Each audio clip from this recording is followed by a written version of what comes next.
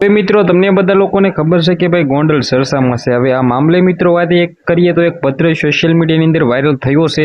સૌથી પહેલાં તમને બધા લોકોને હું પત્ર વાંચીને બતાવવા જઈ રહ્યો છું, પણ એની પહેલાં ભાઈ ચેનલમાં પહેલી વાર આવે તે વિડીયો બને એટલું શેર કરીને સબસ્ક્રાઇબ કરવાનું ભૂલતા નહીં। મિત્રો આ પત્રની અંદર લખવામાં આવ્યું છે, સનસનીખેજ ન્યૂઝ બ્રેકિંગ, ગોંડલમાં આગામી સામે દલિત સમાજ અને પાટીદાર સમાજના 2 લાખ લોકોનું સંયુક્ત સંમેલન યોજવા જઈ રહ્યું છે। આનું રણનીતિ સૌથી મોટી આવી છે સામે। ગોંડલ નવસર્જન જુબેશનાબેન પ્રણેતા શ્રી અલ્પેશભાઈ કથરિયા, જિગીશા પટેલ, મેહુલભાઈ બોગરા, વરુણભાઈ પટેલ, રાજુભાઈ સખિયા, ભૂગર્ભ સંચાલન નિખિલ ઢોંગા નામથી કોઈ 2 વ્યક્તિ જોડે દલિત પાટીદાર સંયુક્ત સંમેલન ગોંડલ યોજવા આગળ જિલ્લાના અનુસૂચિત જાતિના પ્રમુખ શ્રી દેવદાન મુસડિયા કે અન્ય આગેવાન વચ્ચે અંગત રીતે વાતચીતના દોર શરૂ થઈ ગયો છે, જેનું પરિણામ પણ પોઝિટિવ તબક્કામાં આવશે। આ સંયુક્ત સંમેલનને સૌપ્રથમ બાબા આંબેડકરના પળાને કહડ, ત્યારબાદ સરદાર વલ્લભભાઈ પટેલના પુતળાને, એવું કંઈક મિત્રો છે, તમે બધું વાંચી શકો છો। ત્યારબાદ મિત્રો આપણે ડાયરેક્ટ આવી મુદ્દા ઉપર શું મિત્રો લખવામાં આવ્યું છે આની અંદર।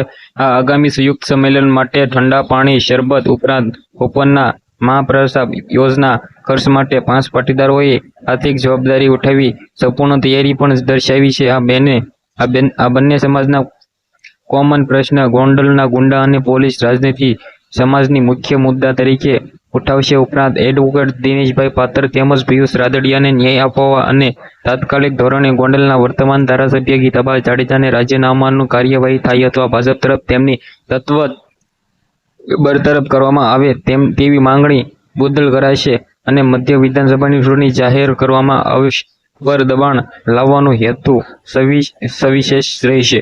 ગોંડલ માહિતી સંગ્રહ, આ નનામી નામે પત્ર વિડીયો વાયરલ થયો છે, તો આના વિશે તમે શું કહેશો? વિડીયોને બને એટલો શેર કરીને સબસ્ક્રાઇબ કરજો। ધન્યવાદ।